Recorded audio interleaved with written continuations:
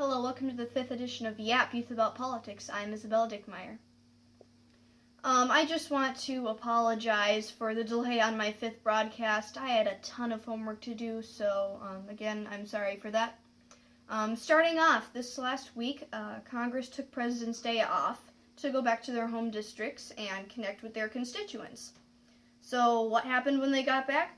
Well, senators and representatives found huge crowds of people who wanted to voice their concerns. Why? Well, people are very concerned about Republican-controlled Congress and what they're going to do about immigration and health care. And these people are very angry. They're not just people that are just going out because they want to voice their concerns. These people are really angry, and they want their voices heard, and they want Congress to do what is right and make decisions that protect the rights of U.S. citizens. So last week, if you remember, last week's call to action was to go to a town hall meeting with your parents. I went to a town hall meeting in Sartell, Minnesota. My representative was Tom Emmer, and we went down to the town hall and found that there were a bunch of people standing outside of the town hall. Later did we figure out that the town hall only held 96 people. And I was so confused on why Tom Emmer would choose such a small town hall building when clearly there's a lot of people that are wanting to ask him questions and voice their opinion. And so I just happened to be one of the people that had to stand outside the town hall when we were there. And it also started sleet raining, so that was really fun. There's actually some good news this week.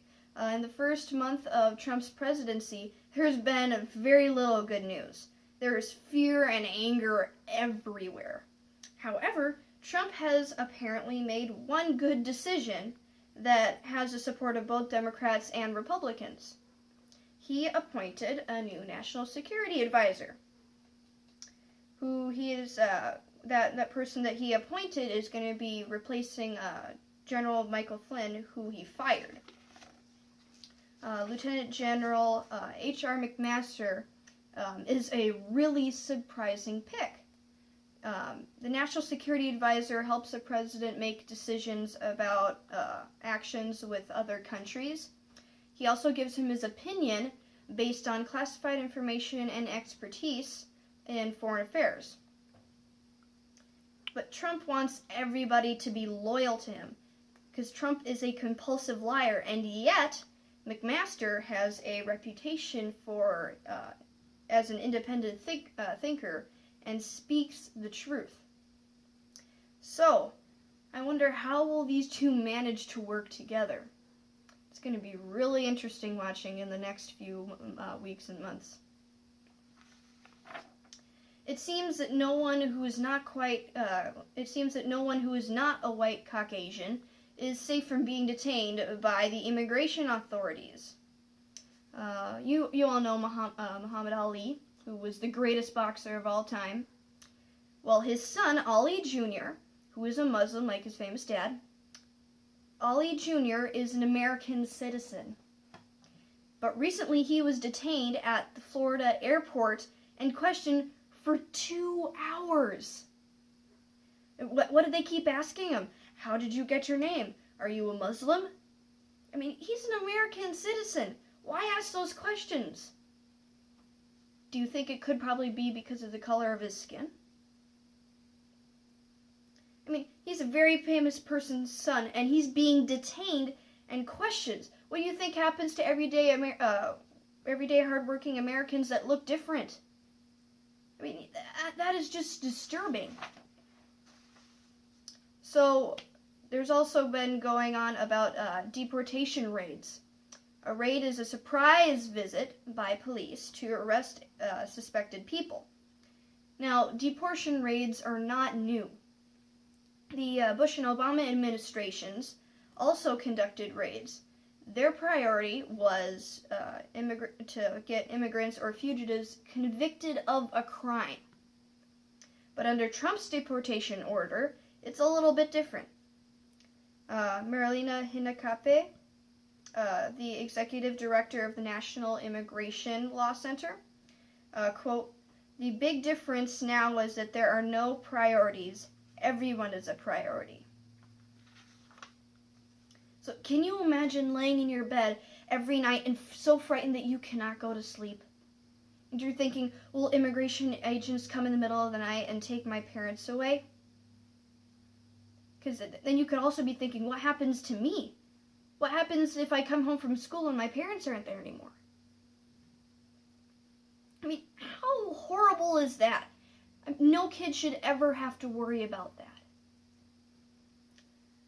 So listen to what Trump said last week. I'm going to emphasize the exaggerations and lies in his statements.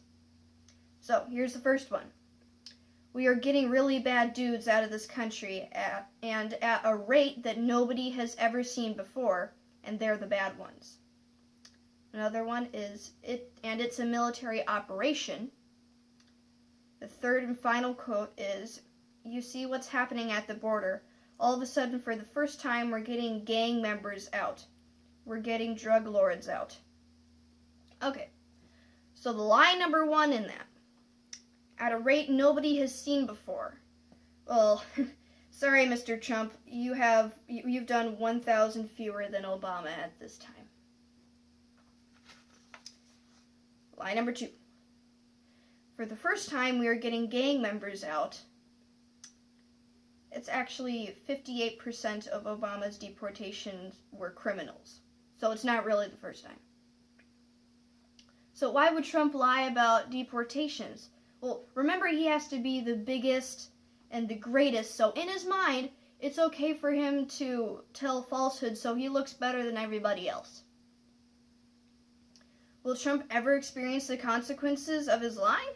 Because you know teens get grounded for lying, like no TV, no phone privileges, no video games, no more dates or anything like that. But also, maybe it's already happening. Because one consequence of his lying is the loss of respect and approval. Because Trump's approval rating is 44%, and his disapproval rating is 53% after only 1 month in office. And Obama's approval rating after a month was 76%. Trump's approval rating is the lowest of any president in polling history. Any president. So, Mr. Trump, obviously not a lot of people approve of your behavior. So my call to action for all my viewers out there this week is try looking at what Congress is starting to do, not at what Mr. Trump is saying. You need to look at what pieces of legislation are being proposed and who and what party they represent. So you're going to log on to www.congress.gov/legislation. I'm going to say that one more time. www.congress.gov/legislation. On that website, you'll find every bill that has been proposed day by day. And at the end of the description, check the tracker to see where it is in the process of becoming a law. Before I go, I want to say, if we take action, if we ask questions and pay attention, we will get the world we want. Thanks, everybody. See you next week.